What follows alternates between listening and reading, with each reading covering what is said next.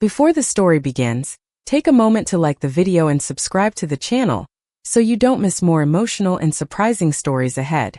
And now let's dive into today's story. The moment my daughter-in-law announced she was moving into my mountain villa, I realized she had mistaken my silence for weakness. The entire dining room went quiet after Lauren said it. Not asked. Not suggested.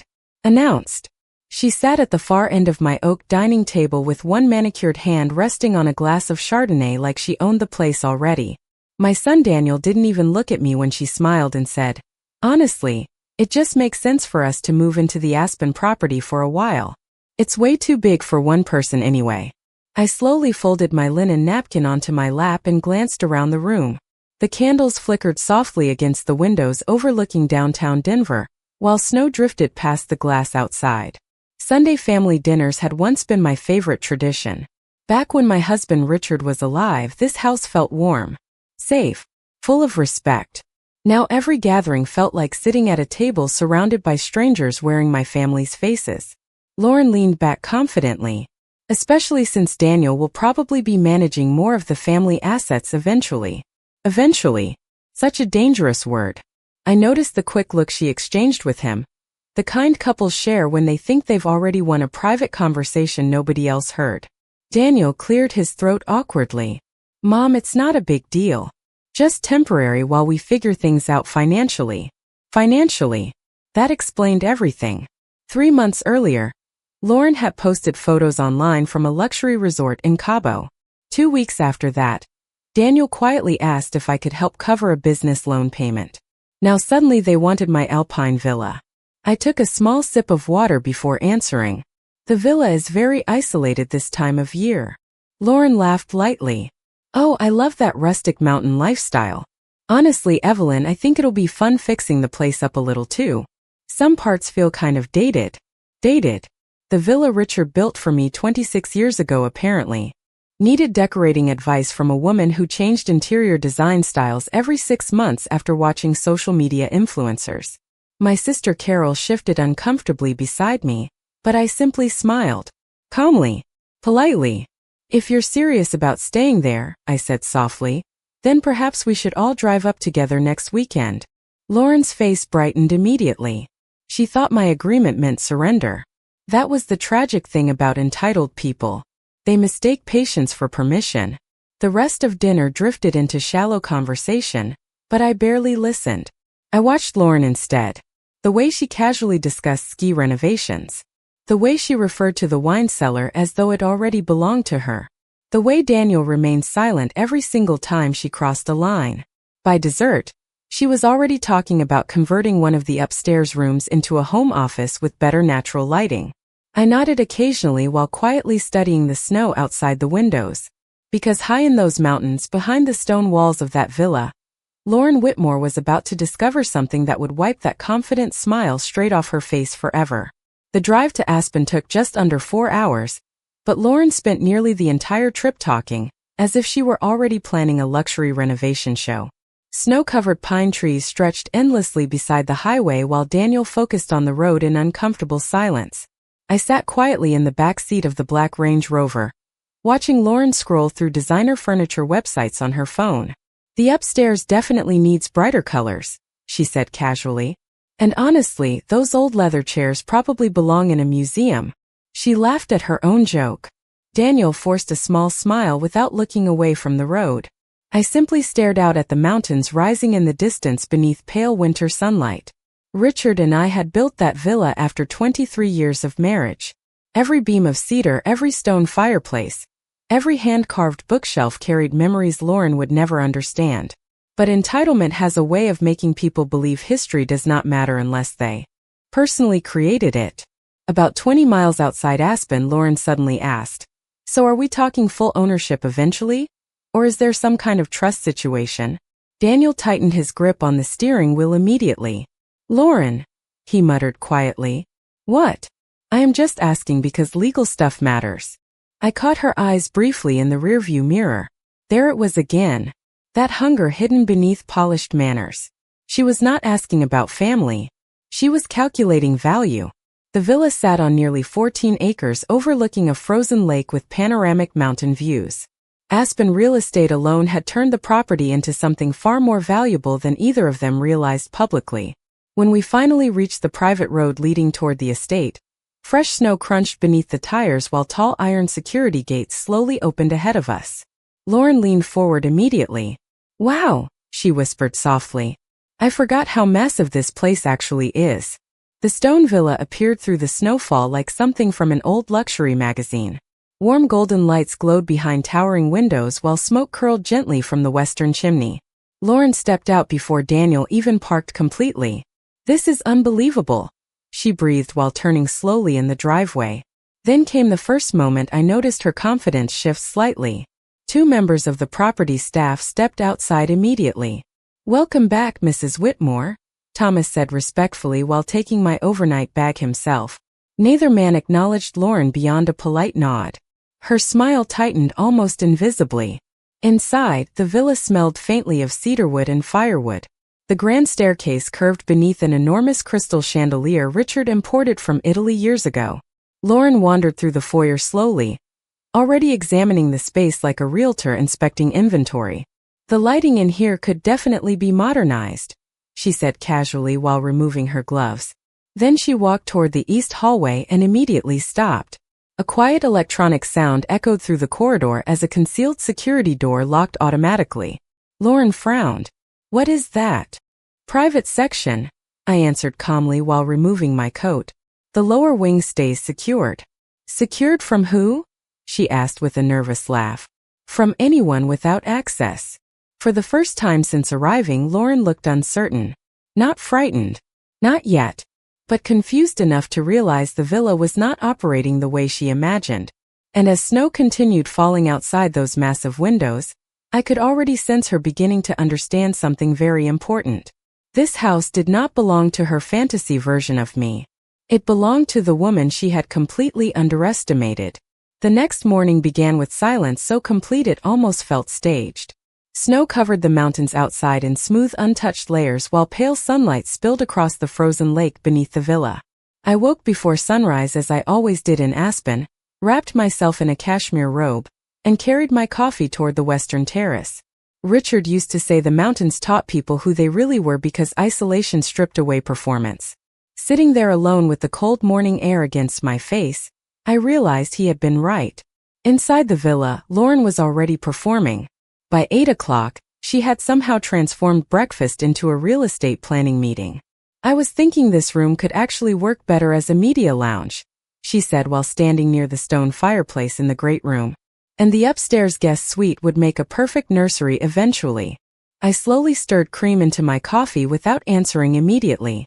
Nursery. Interesting. Lauren had never once mentioned children before there was property involved. Daniel sat quietly at the kitchen island staring into his mug like a man regretting every decision that brought him there. The staff moved around the kitchen calmly preparing breakfast exactly the way they always had for years. Fresh pastries, eggs, fruit, Aspen maple bacon from the local market. Yet Lauren behaved as if she were evaluating hotel service after purchasing the resort. "Thomas," she called casually toward the estate manager, "could you have someone bring my luggage upstairs to the primary suite?" Thomas did not move. He simply looked toward me first. "Mrs. Whitmore?" he asked respectfully. Lauren noticed immediately. Her smile faltered for half a second. "The primary suite is prepared for you, ma'am," Thomas continued carefully. "The West guest suite has been arranged for Mr. and Mrs. Whitmore." Lauren blinked. "The guest suite?" "Yes," I answered softly before taking another sip of coffee. "The master bedroom remains private." A strange silence settled over the room. Lauren laughed lightly, but it sounded forced now.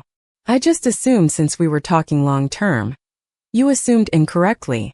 Daniel finally looked up then, sensing tension building beneath my calm tone.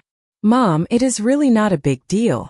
"You are absolutely right," I replied pleasantly. "It is not." Lauren pressed her lips together tightly while the staff continued serving breakfast as though nothing uncomfortable had happened. But I noticed every small detail. The way her shoulders stiffened. The way she avoided looking directly at me now.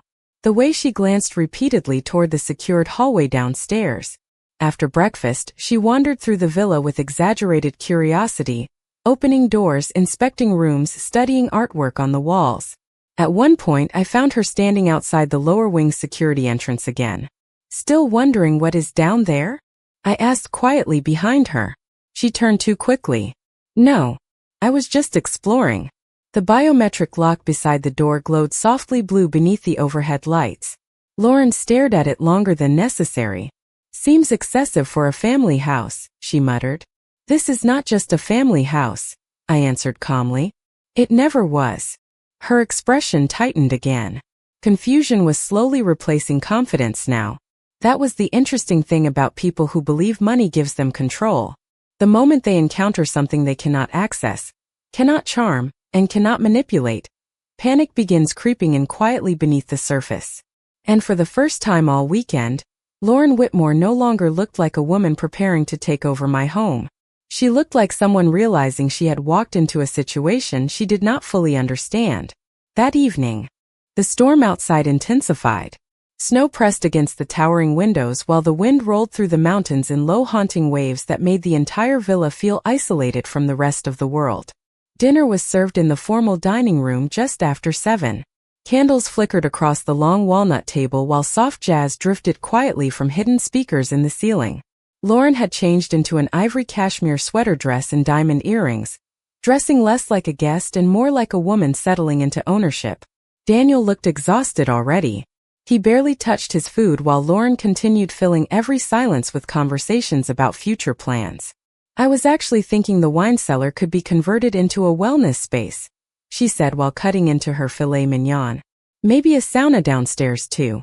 Aspen buyers love that kind of thing. Buyers. Interesting choice of word.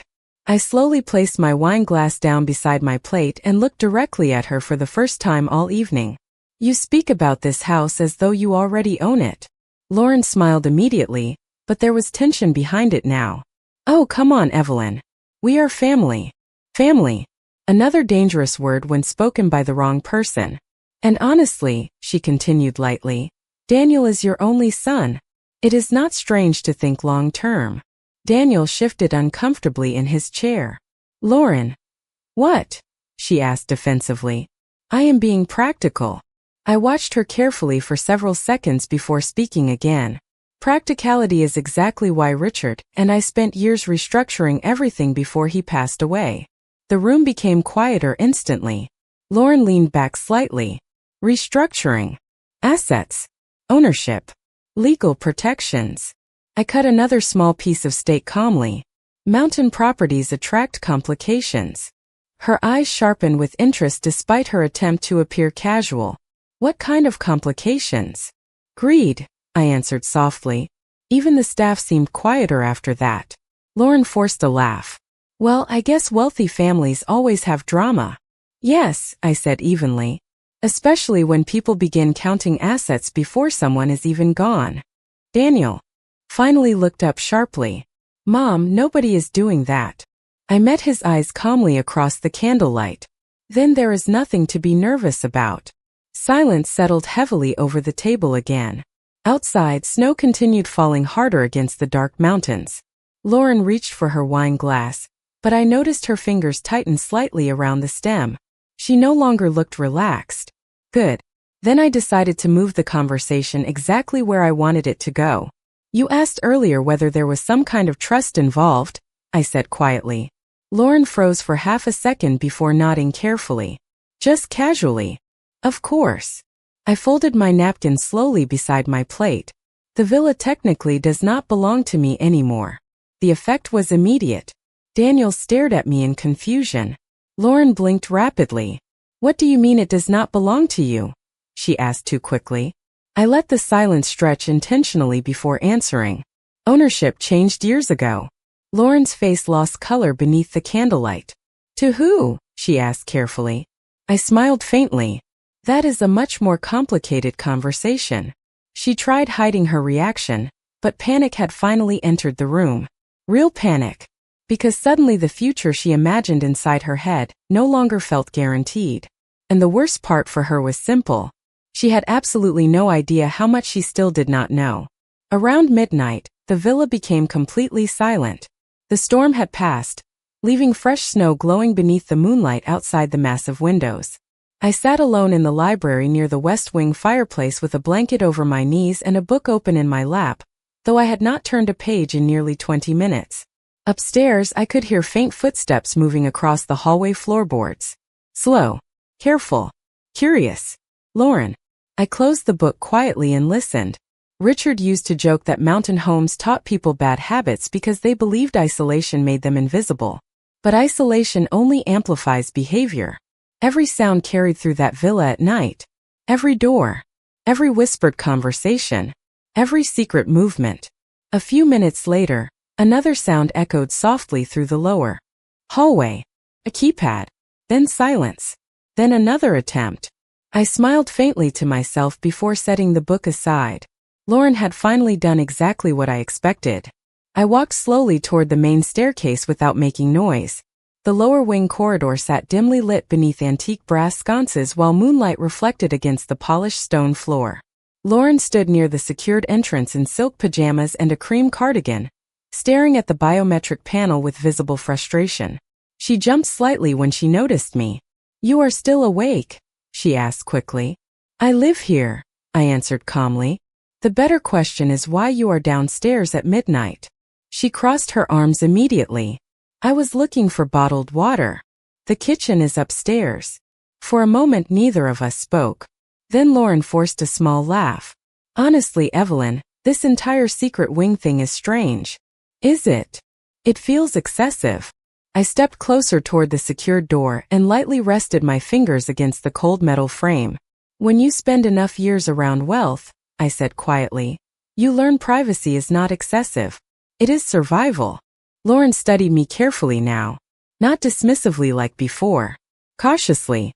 "What exactly is down there?" she asked. "Records," I answered simply. "What kind of records?" "The kind intelligent people keep." She tried smiling again, but tension pulled at the corners of her mouth. "You really do not trust anyone, do you?"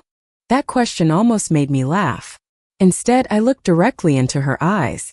"Trust is earned slowly and destroyed quickly." Her expression shifted slightly after that. Defensive. Nervous. Almost guilty. Then something unexpected happened.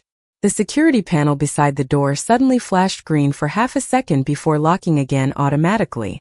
Lauren stared at it immediately. "Wait," she whispered. "Did it just unlock?"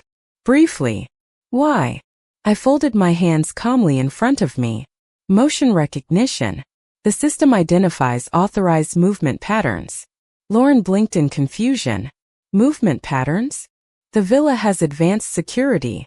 She looked back at the door again, and for the first time since arriving in Aspen I saw genuine unease settle across her face. Not because of the lock itself. Because she was beginning to realize this house had layers she did not understand. Layers she could not control. Upstairs, Daniel suddenly appeared at the top of the staircase looking tired and confused.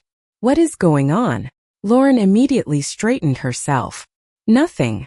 Your mother thinks this place is Fort Knox." Daniel rubbed his forehead. "Can we please not do this tonight?" I looked at my son carefully then. He looked older than 42 suddenly. Worn down. Cornered between loyalty and fear. But what he still did not understand was simple. I had already spent months preparing for exactly this moment. And downstairs behind that secure door were the reasons why. The following morning, the mountains looked deceptively peaceful. Fresh snow covered the entire valley in smooth white silence while sunlight reflected sharply off the frozen lake below the villa. From the outside, everything appeared beautiful, calm, untouched. But inside the house, tension had settled into every room like invisible smoke. Lauren barely spoke during breakfast. She sat stiffly at the kitchen island scrolling through her phone while Daniel looked increasingly distracted. I noticed them exchanging quiet glances whenever they thought I was not paying attention. People often assume age makes women less observant. In reality, it simply teaches us how to recognize patterns faster. Around 10:30, black vehicles began pulling slowly into the circular driveway outside. Lauren immediately looked up through the windows. "Are we expecting someone?" she asked carefully. "Yes," I answered while folding the newspaper beside my coffee cup. "A few people." The front doors opened moments later as Thomas welcomed 3 visitors inside. A gray-haired attorney carrying leather portfolios, a woman in a navy cashmere coat with silver-framed glasses, and behind them, a younger financial advisor holding several locked document cases. Lauren stood immediately. "What is this?" she asked. I rose calmly from my chair. "Business." The attorney smiled politely. "Good morning, Mrs. Whitmore." "Good morning, Charles." Lauren looked between all of us nervously now. "Wait. Are we interrupting something?" "No," I answered softly. "Actually, your timing is perfect." Daniel slowly set his coffee mug down. "Mom, what exactly is going on?" I gestured toward the formal sitting room overlooking the mountains. "Please, sit." Nobody looked comfortable anymore. Not even Daniel. The atmosphere inside the room shifted completely as Charles placed several folders neatly across the walnut coffee table. Lauren stared directly at the legal seals on the documents. I could practically see her heartbeat accelerating behind her eyes. Charles adjusted his glasses carefully before speaking. Mrs. Whitmore requested a formal review of the Aspen property structure while family members were present. Lauren's face tightened instantly. "Property structure?" she repeated quietly.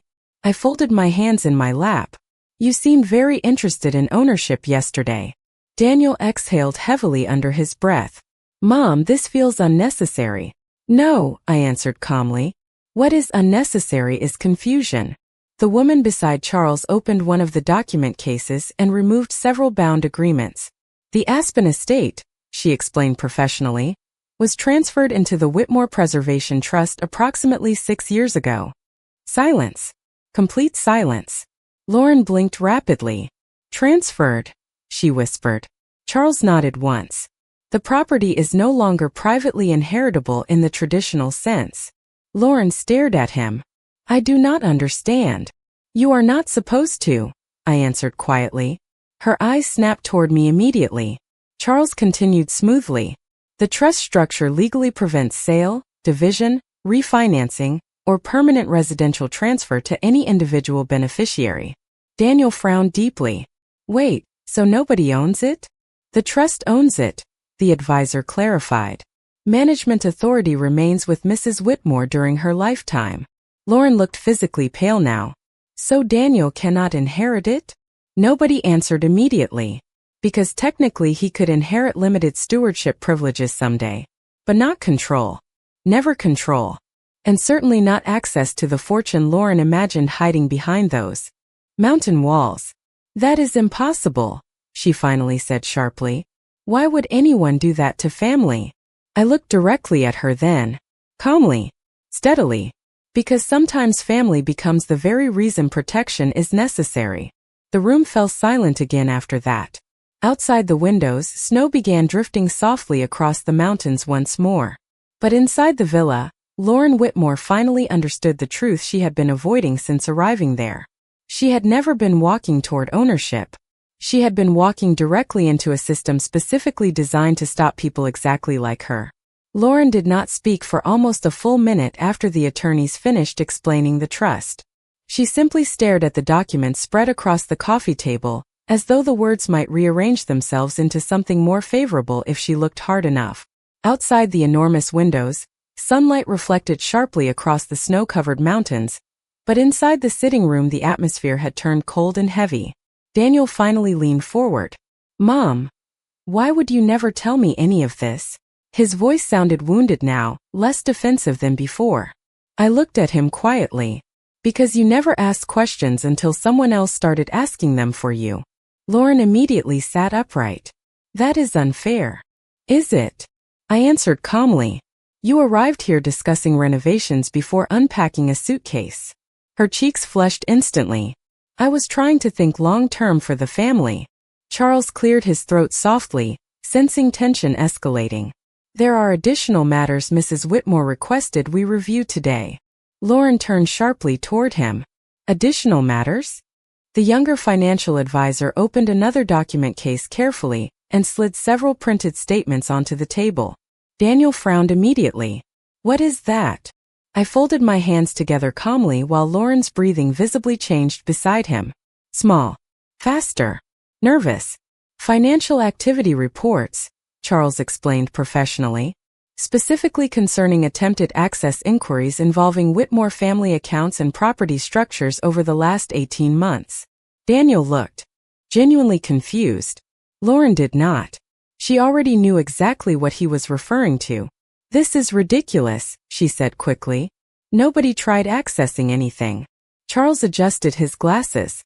Several consultations were requested through third parties regarding asset transfer vulnerabilities, property inheritance timelines, and elder estate exposure.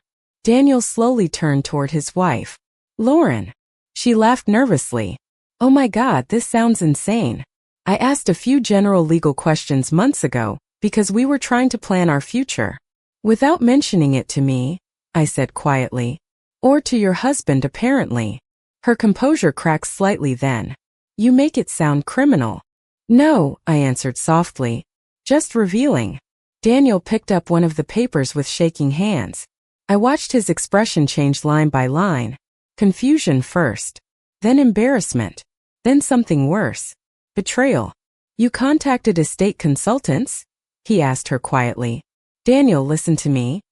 You told me your financial meetings were about the marketing business. Lauren looked cornered now. I was trying to protect us. Protect yourselves from what? I asked calmly. My continued existence? That is not what this is, she snapped suddenly. Her voice echoed sharply through the room before silence returned again. Even the attorneys remained still. Lauren realized too late she had lost emotional control. I gave years to this family, she continued, her tone trembling now. And honestly, yes, I expected stability eventually. I expected support. Support, I repeated softly. Not ownership. She looked away immediately. Daniel lowered the documents slowly into his lap, and for the first time since arriving at the villa, he looked genuinely ashamed. Not angry. Not defensive. Ashamed. Mom, he said quietly, I did not know about most of this. I believed him. That was the tragedy. Lauren had manipulated his silence so gradually, he stopped noticing when his own judgment disappeared. Charles calmly closed the final folder. The trust protections will remain fully active regardless of future family circumstances. Lauren stared blankly at the mountains outside now. Not because she admired the view anymore, but because the fantasy she had carried into this villa was collapsing piece by piece in front of her. And the worst humiliation was not losing the house. It was realizing the house had been protected from her long before she ever arrived. The attorneys left just before sunset. Their black vehicles disappeared slowly down the snow-covered driveway, while silence settled heavily across the villa once again. Nobody spoke for several minutes after the front doors closed. Daniel remained standing near the fireplace with both hands pressed against the back of a leather chair, staring at the floor like he no longer recognized the room around him. Lauren sat rigidly on the sofa beside the untouched legal folders, her expression pale and exhausted. The confidence she arrived with had completely disappeared now. Good. I walked calmly toward the windows overlooking the mountains and watched the evening light fade across the snow. Aspen sunsets always carried a strange stillness in winter. Beautiful. Cold. Final. Behind me, Lauren finally broke the silence. So that is it? She asked quietly. You set all of this up to humiliate me? I turned slowly toward her. No, Lauren. I set this up to protect myself. From family, she snapped bitterly. You keep using that word like it automatically excuses behavior. Daniel closed his eyes briefly. Please stop. But Lauren could not stop anymore. People rarely do once entitlement turns into desperation. I married into this family, she continued sharply. I supported Daniel through years of financial problems. I stood beside him while his business struggled. And now you are treating me like some kind of criminal because I asked questions about security. No, I answered calmly. I am treating you like someone who viewed my life as an opportunity instead of a relationship. Her face hardened immediately. That is not fair. Is it not? I walked back toward the center of the room slowly. You discussed redesigning my home before asking how I wanted to spend my remaining years in it. Neither of them answered. You spoke about inheritance before discussing responsibility. You treated my survival like an inconvenient delay in your future plans. Daniel looked visibly uncomfortable now. Ashamed again. But Lauren still looked angry. Angry people always believe emotion can overpower truth. You have more money than you could ever spend, she said suddenly. What exactly are you protecting? I looked directly at her then. Not with anger. Not with cruelty. Just clarity.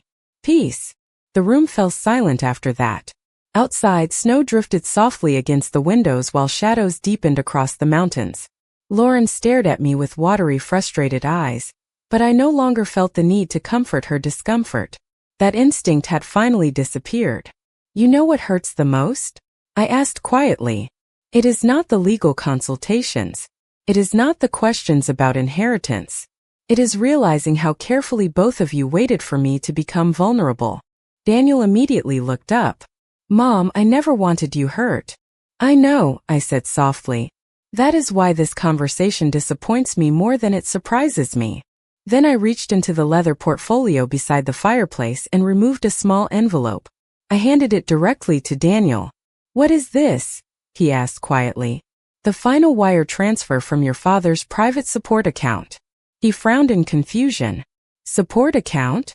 Your business assistance. Mortgage coverage. Emergency funding. Quiet financial protection for the last 6 years. Lauren's face changed instantly. Shock. Daniel looked devastated. You have been paying for all of that? Yes. Silence again. Heavy silence. As of today, I continued calmly, that support ends. Lauren inhaled sharply. Daniel stared at me like the ground beneath him had vanished. But my voice never changed. You did not lose access to a villa this weekend, I said quietly. You lost access to the woman who kept protecting you while you questioned what else you could take from her. And in that moment, neither of them looked angry anymore. They looked terrified of a future without me in it. 3 weeks after Daniel and Lauren left Aspen, the villa finally felt like mine again. The silence no longer carried tension inside it. Only peace. Fresh snow still covered the mountains each morning while smoke curled softly from the stone chimneys just like it had for decades. I returned to my routine slowly. Coffee before sunrise on the western terrace. Reading beside the library fireplace in the evenings. Long walks along the frozen lake when the weather allowed. For the first time in years, I realized how exhausted I had become from constantly protecting other people from the consequences of their own choices. Daniel called almost every day during the first week after they returned to Denver. At first, I let the calls go unanswered. Not to punish him. Simply because I no longer felt responsible for immediately repairing emotional damage other people helped create. Eventually, he began leaving voicemails instead. Some were apologetic. Some confused. Some heartbreakingly sincere. Mom, I should have seen what was happening sooner. Mom, I never wanted you to feel used. Mom, please just talk to me. I listened to every message exactly once. Then I deleted them quietly. Lauren never contacted me directly again. That alone told me everything I needed to know. Pride survives longer than accountability in people like her. A few days before Christmas, Daniel finally drove to Aspen alone. I watched his car climb the snowy driveway from the library windows before Thomas opened the front doors for him. He looked thinner somehow. Older. The kind of tired that does not come from work but from realizing your life slowly drifted away from your values while you were busy avoiding conflict. Mom, he said softly when he entered the room. I closed my book calmly. Daniel. Neither of us moved immediately. The fire crackled quietly between us while snow fell outside the towering windows. Lauren moved out last week, he finally admitted. I nodded once. Not surprised. I think somewhere along the way, he continued carefully, I stopped noticing how much of my life became about chasing appearances. His voice sounded ashamed now. Honest. And I let her convince me that your success meant you owed us something. I studied my son for a long moment before answering. Your father worked for 40 years to build stability for this family. But the greatest mistake wealthy parents make is confusing love with endless rescue. Daniel lowered his eyes. I understand that now. Maybe he did. Maybe pain had finally taught him what comfort never could. I walked toward the windows overlooking the mountains and folded my arms gently against the cold glass. Do you know what hurt the most? I asked quietly. It was never the money. It was realizing how easily people begin measuring an older woman's worth by what she can still provide instead of who she is. Daniel looked visibly emotional after that. I am sorry, Mom. This time I believed him completely. But forgiveness and access are not always the same thing. Some doors reopen slowly. Others never do. After he left that evening, I stood alone on the terrace wrapped in Richard's old wool coat while snow drifted softly across the mountains below. The villa remained exactly where it always had been. Untouched. Protected. Peaceful.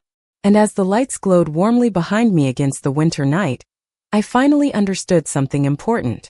Lauren came to Aspen believing she was walking into the final chapter of my life. She never realized she had actually walked into the beginning of mine. And that's the end of today's story. If this story touched your heart, don't forget to like, share, and subscribe for more unforgettable stories like this. Thanks for watching and see you in the next video.